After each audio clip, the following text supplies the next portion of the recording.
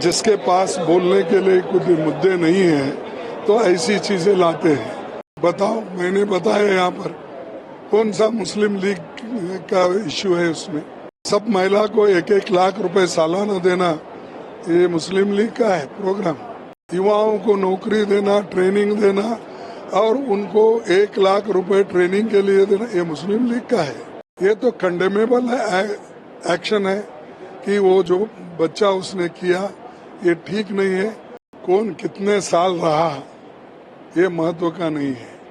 नेहरू जी ने रहा, काम भी किया, आप सब जानते हैं और उसी का फायदा आप उठा रहे हैं। उनका नाम कभी इतना पब्लिसिटी नहीं हुआ करे जितना तुम रोज उठते ही उनकी सूरत टीवी में देखना। जो आदमी अपनी हिम्मत खो लेता है और जिसके पास बोलने के लिए कुछ मुद्दे नहीं हैं तो ऐसी चीजें लाते हैं। अगर उनके पास उनके ठोस मुद्दे हैं, ठोस काम है, वो बता सकते हैं। जैसा कि हमने नरेगा का बताते हैं, फूड सिक्योरिटी का बताते हैं, कंपलसरी एजुकेशन का बताते हैं, आरटीए का बताते हैं और रूरल हेल्थ मिशन का बताते हैं। ये हमने किया है, हम बता वैसा काम उन्होंने कहने दो जो जनता के भलाई के लिए और सबके लिए है। तो उनके पास कुछ नहीं बोलने के लिए, वो हमेशा कांग्रेस को टीका करते हैं या अपोजिशन।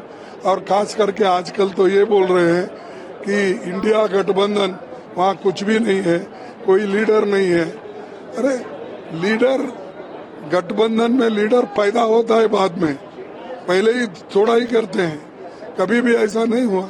अभी जो मैनिफेस्टो कांग्रेस का है वो सबसे स्ट्रांग साउंड है इस चुनाव में कांग्रेस पार्टी का।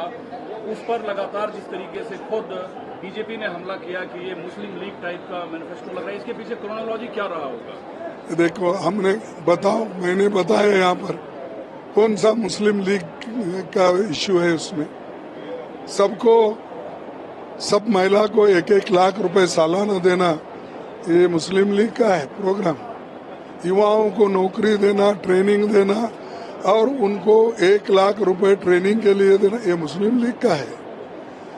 और किसानों के लिए हम उनकी लीगल गारंटी एमएसपी पे करेंगे, ये क्या किसानों का, ये क्या मुस्लिम लीग का है?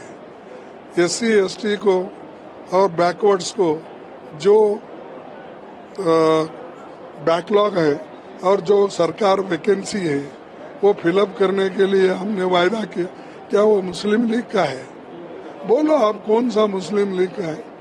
अरे 25 गारंटी हमने जो दी सबके लिए दिए हैं, गरीब के लिए है, महिला के लिए है, युवाओं के लिए है, दलित के लिए है, सबके लिए हमने दिया है।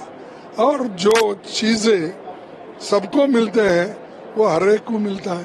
हुबली इंसिडेंट की जिक्र खुद प्रधानमंत्री कर रहे हैं, क्या वो साउथ से नॉर्थ तक एक अपीजमेंट पॉलिटिक्स का पॉलिटिकल स्पेस देख रहे हैं वो? क्योंकि अब जो विक्टिम फैमिली है वो भी सीबीआई जांच जैसी मांग कर रही है। ये देखिए, ये चीज इलेक्शन के वक्त बहुत से लोग उठाते हैं। ये जो घटना घटी इसका मैं कंडम करता हूँ, और जो आदमी ये किया है उसको जरूर शिक्षा होना कानून के तहत। और हम उसको, अगर कोई डिफेंड कर रहा है कांग्रेस का, हम तो ये चाहते हैं कि कानून के तहत एक्शन ले लो, वो कुछ भी होने दो। हम किसी को डिफेंड करना, किसी को छोड़ना ये नहीं। ये तो कंडेमेबल है, एक्शन है कि वो जो बच्चा उसने किया ये ठीक नहीं है और इससे तो दुखी वो फैमिली होती है।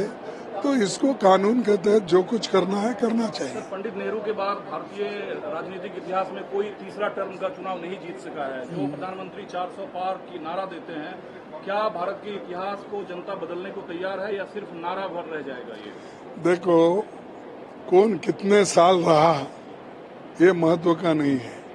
नेहरू जी ने रहा, काम भी किया, आप सब जानते हैं और उसी का फायदा आप उठा रहे हैं। जो पब्लिक सेक्टर्स के हो, जो डिफेंस का हो, सारी चीजें उन्होंने की और उनका नाम है। उनका नाम कभी इतना पब्लिसिटी नहीं हुआ करे जितना तुम रोज उठते ही उनकी सूरत टीवी में देखना। ऐसा कभी पंडित जवाहरलाल नेहरू ने नहीं किया। और उन्होंने हमेशा लोगों को ये बोला कि तुम डेमोक्रेसी को जिंदा रखो। जब तक डेमोक्रेसी को जिंदा नहीं रखेंगे तब तक इस देश में ठीक ढंग से हमारी गवर्नेंस नहीं होगी। ये उनका कहना। इनका क्या है, इलेक्शन जीतने के लिए जो करना है वो कर रहे हैं, देश के लिए कुछ नहीं कर रहे हैं। In the middle time of election आप लोग ज्यादा कॉन्फिडेंट लग रहे हैं पहले के मुकाबले। क्या फर्स्ट फेज में आप लोगों ने ज्यादा गेन किया है?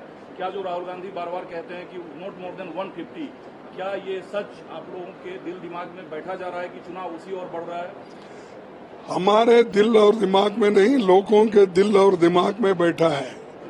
लोग चाह रहे हैं कि बदलाव, लोग चाह रहे हैं कि गरीबों की राज आए, लोग चाह रहे हैं कि एम्प्लॉयमेंट मिले, लोग चाह रहे हैं कि जो कीमतें बढ़ी है वो घटी। तो ये सब जनता का है, जनता जो चाह रही है वो हो रहा है।